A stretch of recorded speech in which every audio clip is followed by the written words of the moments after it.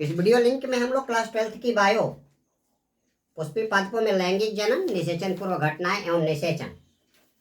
आवृत बीजी जो पौधे होते हैं यानी कि जिनके बीज क्या होते हैं, एक खोल के अंदर ढके होते हैं, वो क्या कहलाएगा? एंजियोस्पर्म या आवृत बीजी। और आवृत बीजी पादपों में क्या होता है? पीढ़ी एकांतरण, अल्टरनेशन ऑफ जनरेशन, यानी कि डायप्लॉइड पौधे से हैप्लॉइड युग्मक का निर्माण होता है और फिर युग्मकों के मिलने के फलस्वरूप क्या होता है? युग्मकों के मिलने से निषेचन की क्रिया होती है, फर्टिलाइजेशन की क्रिया होती है। तो आवृत बीजी पौधों के जीवन काल में ये आपका पीढ़ी एकांतरण, अल्टरनेशन ऑफ जनरेशन, जिसमें अत्यधिक विकसित अवस्था आपकी क्या बीजाणु उद्भिद की होती है और कम विकसित अवस्था युग्म उद्भिद की होती है। तो कह रहा है कि आवृत बीजी पादपों के जीवन काल में दो अवस्थाएं पाई जाती हैं। नंबर 1 बीजाणुद्भिद, अंग्रेजी में क्या बोलेंगे? स्पोरोफाइट। और दूसरी स्टेज होती है युग्म उद्भिद, यानी इसको क्या बोलोगे? गैमेटोफाइट।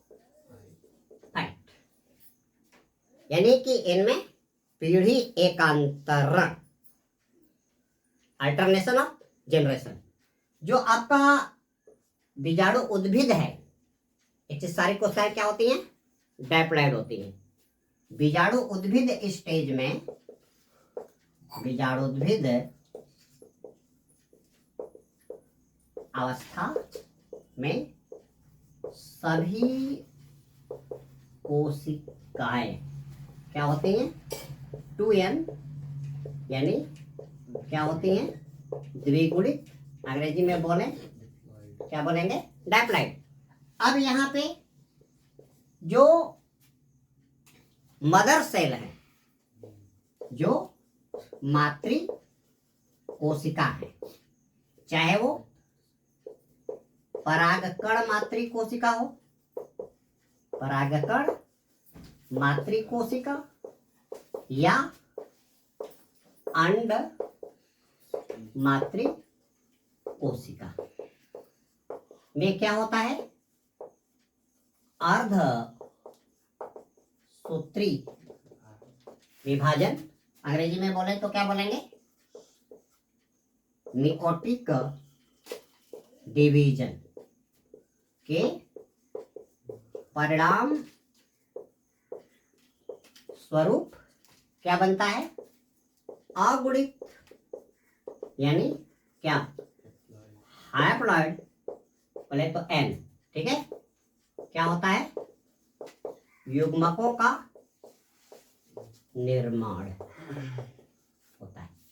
युग्मक आपके दो तरह के होते हैं। युग्मक दो प्रकार के होते हैं। नंबर 1 होता है नर युग्मक, यानी इसको बोलेंगे मेल गैमेट्स। और मेल गैमेट्स क्या होता है? पराग कण होता है। अंग्रेजी में क्या बोलेंगे? Pollen grains. और दूसरा क्या होता है? मादा युग्मक, यानी फीमेल गैमेट्स। इसको क्या बोलोगे? एग सेल या अंड कोशिका। तो आपके आवृत बीजी पादपों के जीवन काल में, आवृत बीजी पादपों के जीवन काल में क्या? पीढ़ी एकांतरण, पीढ़ी एकांतरण या अल्टरनेशन ऑफ जनरेशन की अवस्था मिलती है। आप कह सकते हैं कि जो बीजाणुद्भिद है, जो डायप्लॉइड है, उससे क्या होता है? मेयोटिक डिवीजन, अर्धसूत्री विभाजन के फलस्वरूप अगुणित या हैप्लॉइड युग्मकों का निर्माण होता है और युग्मकों के संलयन के फलस्वरूप, युग्मकों के फ्यूजन के फलस्वरूप, युग्मकों के मिलने के फलस्वरूप पुनः क्या हो जाता है? डायप्लॉइड बीजाणुद्भिद का निर्माण हो जाता है।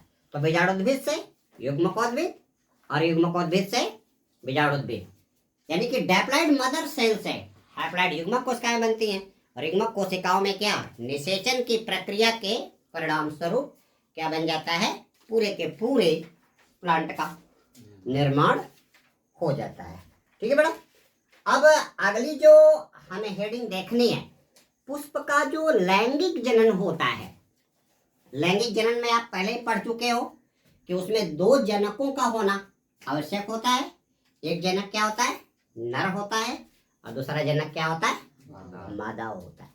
जब नर और मादा के युग्मक क्या करते हैं?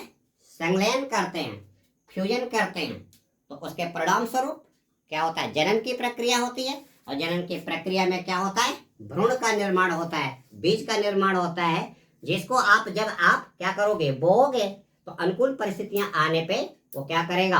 पुनः नए पौधे का निर्माण कर देगा और नया पौधा क्या करेगा? जब विकसित होगा तो उसमें क्या बनेगा? फूल बनेगा, पुष्प बनेगा, फ्लावर बनेगा और फूल के अंदर ही पुष्प के क्या है?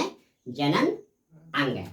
फूल के अंदर ही पुष्प के जनन अंग है। तो पुष्प की परिभाषा आ जाती है, पुष्प पौधे का वह एक संघनित भाग है, ठीक है, जिसमें जनन की क्षमता पाई जाती है। तो पुष्प का आवृतबीजी पौधों का जनन अंग क्या हो गया? पुष्प हो गया। ठीक है। अब हमें क्या करना है? पुष्प के बारे में पढ़ना है, पुष्प की संरचना। तो कह रहे हैं कि हमारे चारों ओर अनेक प्रकार के पुष्प पाए जाते हैं, जिनमें कुछ पुष्प बड़े होते हैं, कुछ छोटे होते हैं और दुनिया का सबसे बड़ा पुष्प, दुनिया का सबसे बड़ा पुष्प किसका होता है? रैफ्लेसिया का पुष्प होता है। दुनिया का सबसे बड़ा पुष्प रैफ्लेसिया का पुष्प होता है। बहुत से पुष्प क्या है? ये परागण की क्रिया कराने के लिए तमाम युक्तियां अपनाते हैं। या तो कुछ क्या हो जाते हैं? रंगीन हो जाते हैं और कीड़े मकोड़े क्या करते हैं? रंग को देख करके उनकी तरफ आकर्षित होते हैं और उनके नर युग्मक पराग कणों को जो है पुष्प के मादा जननांग यानी स्त्री केसर के वर्तिकाग्र तक पहुंचाते हैं। और आप ये जानते हो कि जब पुष्प का नर युग्मक जो लघु युग्मक होता है, ठीक है, वो क्या करता है? विभिन्न माध्यमों के माध्यम से चल करके पुष्प के नर जनन अंग यानी स्त्री केसर के वर्तिकाग्र पे पहुंचता है। ठीक है। उसके बाद क्या करेगा? जब ये परागकण पुष्प के वर्तिकाग्र पे पहुंचेगा, वर्तिकाग्र पे क्या करता है? मैलिक एसिड पाया जाता है या नमी पाई जाती है, उस नमी को सोख लेता है और सोखने के बाद परागकण में से, जो परागकण में एक जनन छिद्र होता है, ठीक है, जनन छिद्र से एक पराग नलिका निकलती है जो क्या करती है? वर्तिकाग्र से नीचे वर्तिका से होते हुए अंडाशय की तरफ क्या करती है? प्रवेश करती है। और ऐसे पुष्पों में जो निषेचन की प्रक्रिया होती है कहाँ पे होती है? बीजांड के अंदर होती है। पुष्पों में परागण की क्रिया बीजांड के अंदर। तो यहाँ पे दो स्टेजेस मिलेंगे बेटा। एक तो नर युग्मक का विभिन्न माध्यमों की सहायता से, चाहे जल के माध्यम से, चाहे हवा के माध्यम से, चाहे जंतुओं के माध्यम से, चाहे तितलियों के माध्यम से, चाहे कीट पतंगों के माध्यम से, वो क्या करेगा? पुष्प के नरजनन अंग परागकोश के अंदर जो परागधानियां होती हैं, जिनमें क्या होता है? पराग कणों का निर्माण होता है। और ऑलरेडी आप जानते हो कि पराग कणों के निर्माण की प्रक्रिया क्या कहलाती है? लघु युग्मक जनन कहलाती है। जानते हो? पराग कणों के निर्माण की प्रक्रिया लघु युग्मक जनन या माइक्रोस्पोरोजेनेसिस कहलाती है। तो निषेचन पूर्व घटनाओं में आप दो घटना पढ़ोगे। एक तो पढ़ोगे किसका? युग्मकों का निर्माण, और दूसरा क्या पढ़ोगे? युग्मकों का स्थानांतरण। तो युग्मकों का निर्माण कहाँ पे? परागकण का निर्माण परागधानी के अंदर जो पुंकेसर में होता है, और पुंकेसर क्या है? पुष्प का नरजनन अंग है। दूसरा क्या? मादा युग्मकों का निर्माण कहाँ पे होगा? स्त्री केसर के अंडाशय के अंदर होगा। ठीक है, तो युग्मकों के निर्माण की प्रक्रिया युग्मक जनन, परागकणों के निर्माण की प्रक्रिया परागकण जनन या लघु बीजाणु जनन, और अंड कोशिका के निर्माण की प्रक्रिया, क्योंकि अंड कोशिका क्या होती है, बड़ी होती है, अचल होता है, गति नहीं करता है, और इसका निर्माण कहाँ पे, स्त्री केसर के अंडाशय के अंदर होता है। तो बेटा इन सब सारी चीजों का हम अध्ययन करेंगे।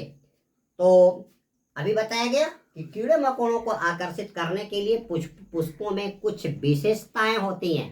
पहली विशेषता क्या है, पुष्प क्या है, रंगीन है, और रंग को देख करके क्या करता है, कीड़े मकोड़े आकर्षित होते हैं उन पे मकरंद लेने के लिए, उन पे शहद लेने के लिए, उनसे हनी लेने के लिए, है ना, क्योंकि उनका भोजन है।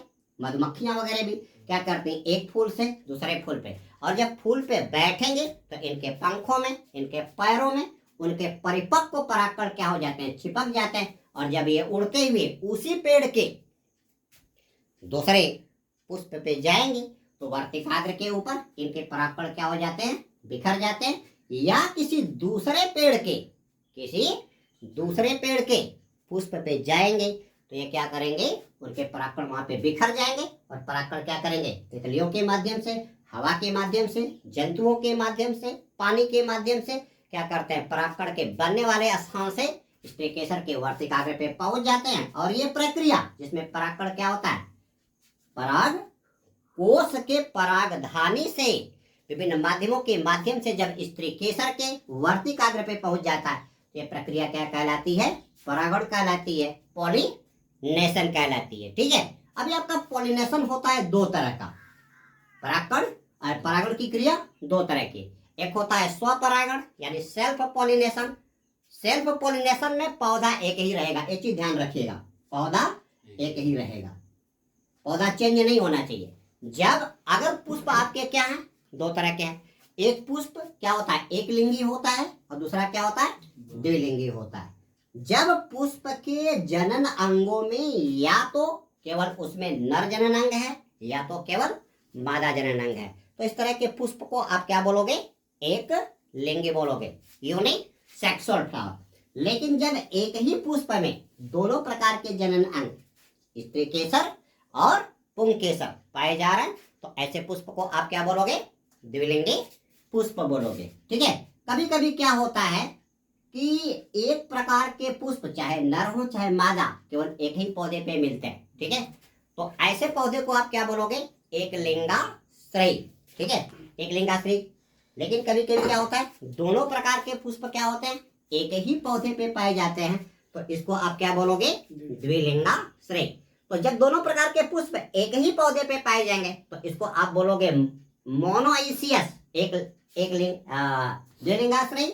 और जब दोनों प्रकार के पुष्प अलग अलग प्रकार के पौधों पे पाए जाते हैं तो इसको क्या बोलोगे, एक लिंगाश्रयी। जैसे पपीता है, पपीते पे या तो नर पुष्प होगा या तो मादा पुष्प होगा।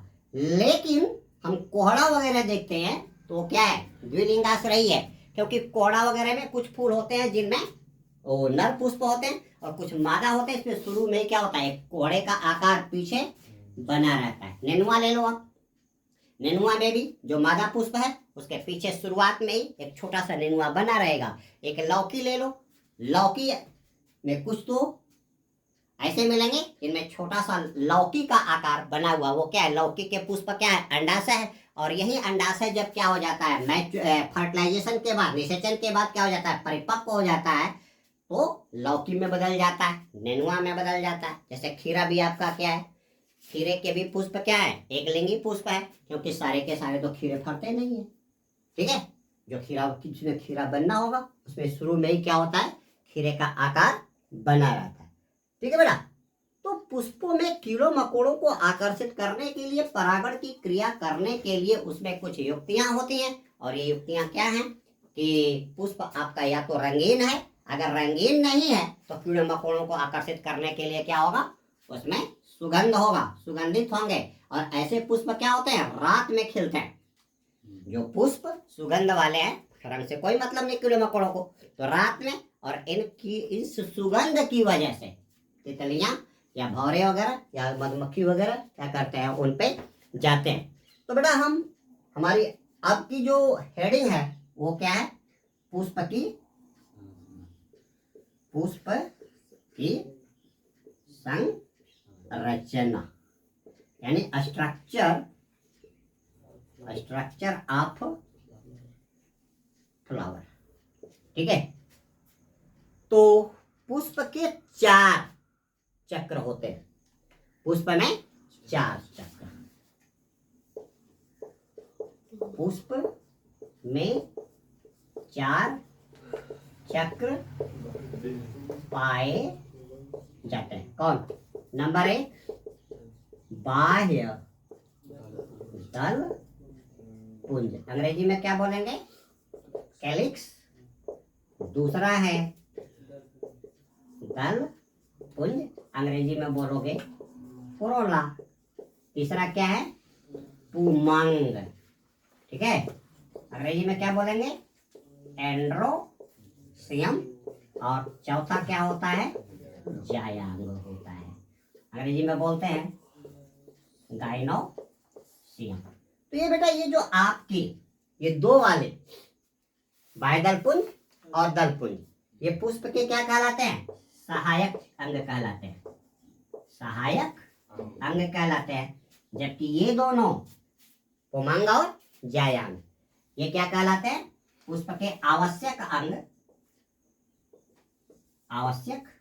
अंग, या इनको आप क्या कहोगे?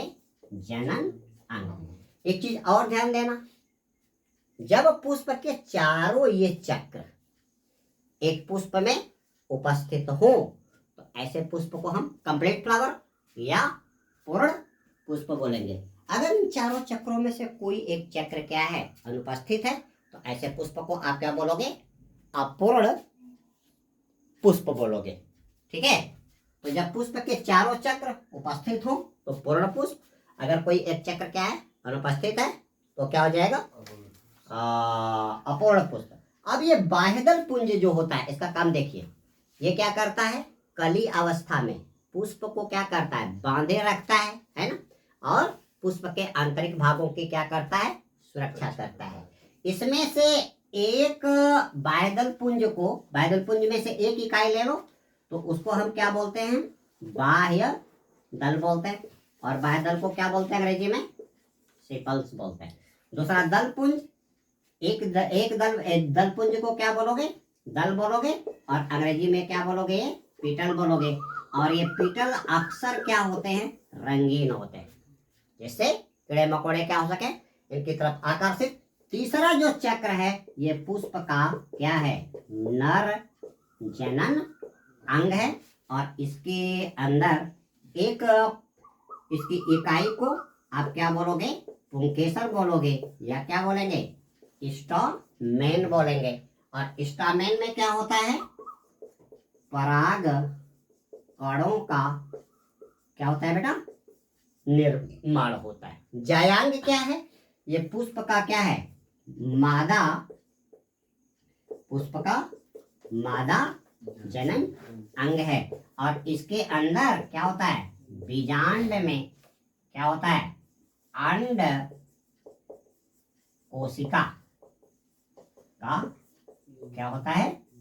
निर्माण होता है। ये पुष्प के बारे में एक मोटी मोटी आप लोगों को जानकारी दी गई। ठीक है, अब हम अगले वीडियो लिंक में हम क्या करेंगे? पुष्पी पादपों के लैंगिक जनन में होने वाली प्रमुख घटनाओं के बारे में पढ़ेंगे। और प्रमुख घटनाओं में क्या? एक वो घटना जो निषेचन की घटना होने से पहले होती है, और निषेचन की घटना से कौन सी क्रिया? युग्मक का निर्माण।